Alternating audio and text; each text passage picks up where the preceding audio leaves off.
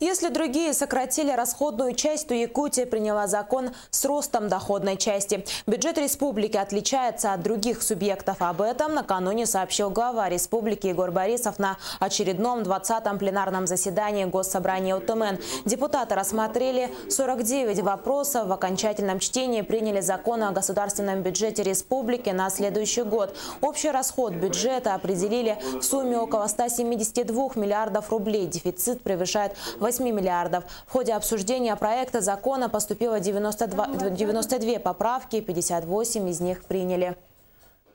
Есть определенные риски при вот тех тенденциях, которые есть по экономической ситуации в целом, по Российской Федерации, в мире.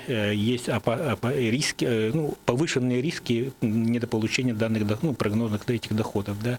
В этом случае, естественно, затянуть пояса на самом деле придется.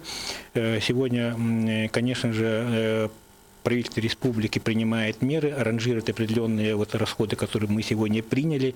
Что первичнее, да, естественно, первичнее это те обязательства, которые мы так называем публичными, приняты, социальные обязательства, они все будут выполнены 100%. Но, естественно, возможно, если это произойдет, оно может коснуться только инвестиционной программы. Да.